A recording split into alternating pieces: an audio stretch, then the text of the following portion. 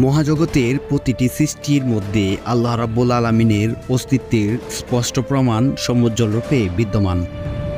আল্লাহ তাআলার অস্তিত্বের অসংখ্য নিদর্শন মানব সৃষ্টি এবং সৃষ্টিকুলের সৃষ্টিসমূহের মধ্যে বিরাজমান।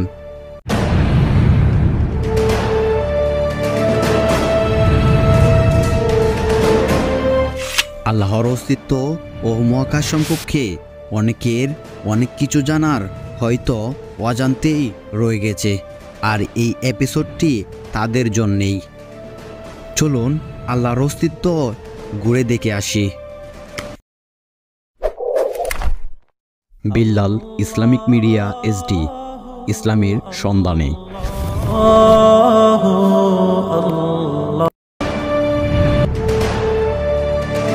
আমার স্ক্রিনে যে ছবিটি দেখতে পাচ্ছেন সেটি হয়তো আমার বলা জরুরি না, তারপরেও বলছি, সেটি একটি চাঁদ যা পৃথিবী থেকে 4 গুণ ছোট।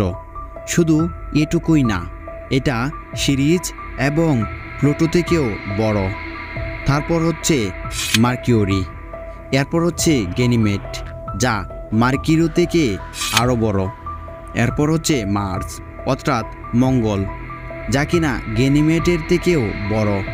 তারপর হচ্ছে ভেনাস, যা মার্স অর্থাৎ মঙ্গল গ্রহ থেকেও বড়। তারপর হচ্ছে আমাদের পৃথিবী, যা কিনা ভেনাস থেকেও আরও বড়। এরপর হচ্ছে কেপলার, যা কিনা আমাদের পৃথিবী থেকে কয়েক গুণ বড়।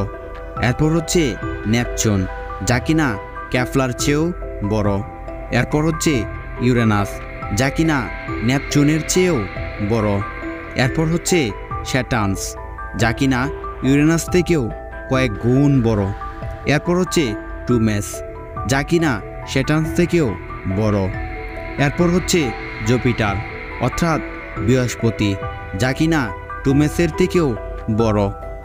আর এরপর যে গ্রহটি দেখতে পাচ্ছেন তার নাম হচ্ছে HD 100546, যা ফেলে আসা সমস্ত গ্রহ থেকেও বড়। এরপর হচ্ছে আমাদের সূর্য, যা এই গ্রহ থেকে বড়। তারপর হচ্ছে সিরিয়াস, যা কিনা সূর্য থেকেও বড়। তারপর হচ্ছে প্রোলেক্স, যা সিরিয়াস থেকেও বড়। এরপর হচ্ছে আর্টেরাস, যা কিনা পোলেক্স থেকেও বড়। এর থেকে বড় হচ্ছে পিস্টল স্টার, আর এর থেকে বড় হচ্ছে বিটেলজুস সহ কেনিস, মেজরিস ইত্যাদি ছাড়াও আরও অনেক গ্রহ নক্ষত্র ছড়ে ছিটে আছে এই মহাপৃথিবীতে। চলুন একবার মহাবিশ্বের আকার পর্যন্ত ঘুরে আসি।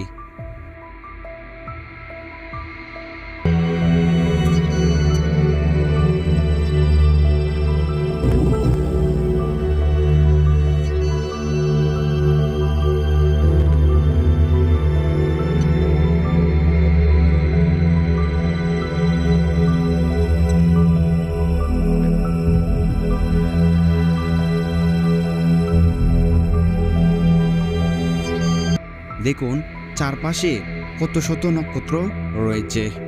এখন হয়তো মনে প্রশ্ন আসছে, কে এই মহাবিশ্ব সৃষ্টি করেছেন, আর এত সুন্দর করে কেই বা সাজিয়েছেন?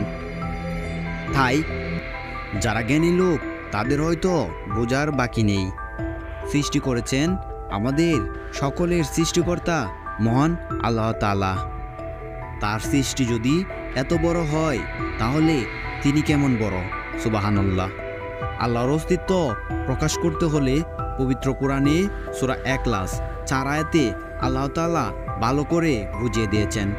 আল্লাহ বলেছেন, বলো তিনি এক ও অদ্বিতীয়, আল্লাহ অমুখাপেক্ষী, তিনি কাউকে জন্ম দেননি এবং তিনি কারো কাছ থেকে জন্ম নেননি, আর তার সমতুল্য আর কেউই নেই।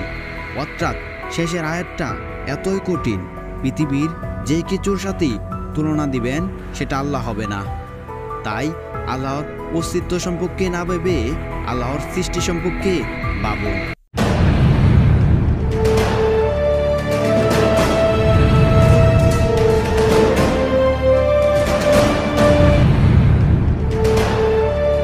Billal Hasan, Billal media SD.